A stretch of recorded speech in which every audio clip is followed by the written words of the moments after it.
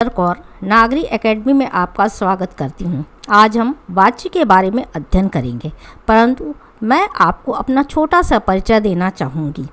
मुझे CBSE school से लगभग 30 वर्षों तक का अनुभव प्राप्त हुआ है। 20 वर्षों तक मैंने सीबीएसई की परीक्षा का करेक्शन किया है तथा एचआरडी मिनिस्ट्री और सहोदय संस्था द्वारा सम्मान प्राप्त हुए हैं।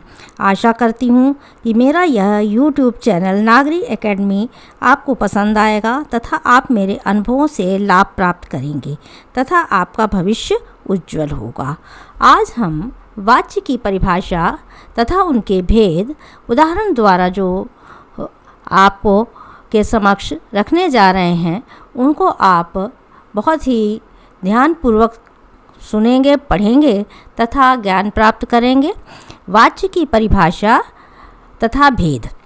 बोर्ड के एग्ज़ाम में आपके 4 अंकों के वाच्य आते हैं, जिनमें कि वाच्य दिए गए होते हैं, विकल्प दिए गए होते हैं और विकल्प के अनुसार ही आपको उसमें से जो 3 विकल्प दिए गए होते हैं उनमें से वाच्य बताना होता है कि इस वाक्य में कौन सा वाच्य होगा।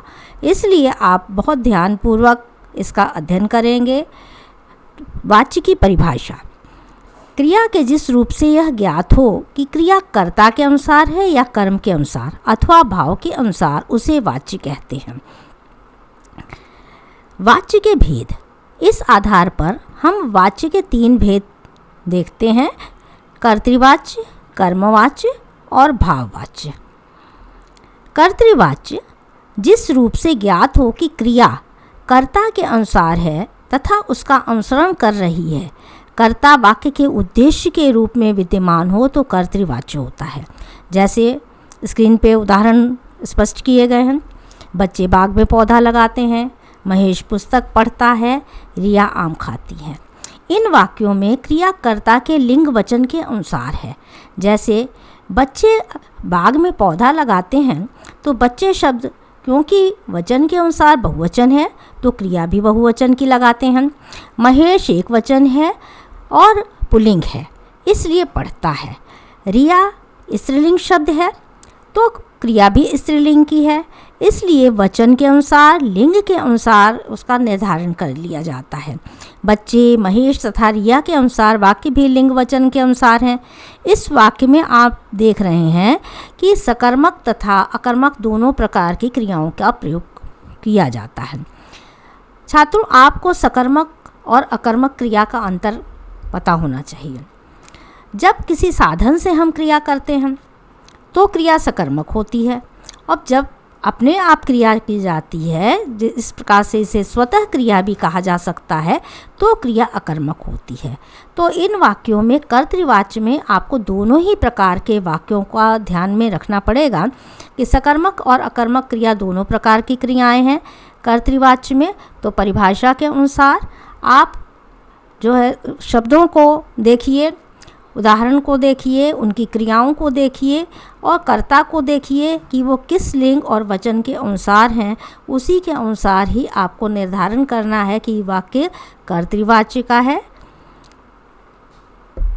कर्मवाच्य। जिस रूप में यह ज्ञात हो कि वाक्य में कर्म की प्रधानता है, उसे कर्मवाच्य कहते हैं। कर्मवाच्य में क्रिया का लिंग वचन हमेशा कर्म के अनुसार होता है। मोहित के द्वारा पुस्तक पढ़ी जाती है। कौशल से कविता लिखी गई। मीरा के द्वारा पत्र लिखा जा रहा है। इन वाक्यों में कर्म की प्रधानता है। कर्म का से तात्पर्य किसी कार्य के करने की प्रधानता से है। पुस्तक, पत्र, कविता, ये उदाहरण कर्म के हैं। इनकी क्रियाओं के रूप भी कर्म के अनुसार लिंग और वचन के अनुसार बदले गए हैं। यानी स्त्रीलिंग और पुल्लिंग, वचन एक वचन और बहुवचन का आप ध्यान रखेंगे कि कैसे हैं।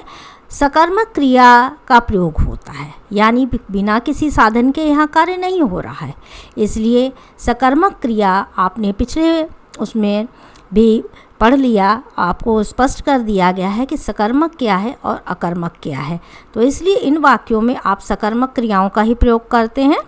तो वाक्य कर्मवाच्य में जो है सकर्मक क्रिया वाले होते हैं। इनको ध्यान में रख करके वाच्य का जब हम आप निर्धारण करेंगे तो आपको आसानी होगी और बहुत ही आसानी से आप वाक्यों की पहचान कर सकते हैं कि वाच्य में कर्मवाच्य किस प्रकार से हैं। तीसरा जो भेद है वह है भाववाच्य। जिस रूप से क्रिया के भाव का पता चलता है उसे भाववाच्य कहते हैं। भाववाच्य में क्रिया न कर्ता के अनुसार होती है न कर्म के अनुसार होती है, अपितु वह भाव के अनुसार होती है। इसमें अकर्मक क्रिया का प्रयोग होता है, तो यानी कि क्रिया स्वतः होगी, अपने आप की जाएगी। जैसे उससे चला नहीं जाता, मोहन से हंसा गया, मुझसे पढ़ा नहीं जाता।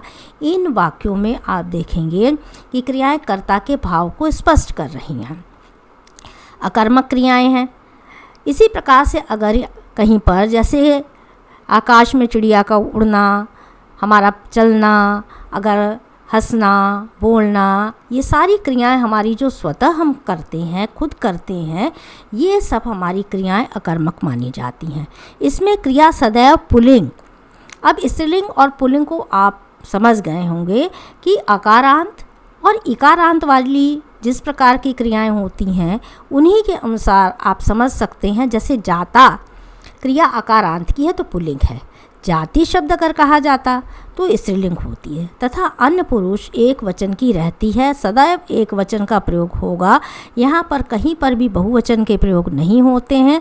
इसलिए आपको सकर्मक, अकर्मक और पुरुष, पुल्लिंग, स्त्रीलिंग की क्रियाओं के बारे में पूरे वाच्य में आपको इन चीज़ों का ध्यान रखना है तथा उसी के अनुसार क्रिया का निर्धारण होना है, वाच्य का निर्धारण होना है।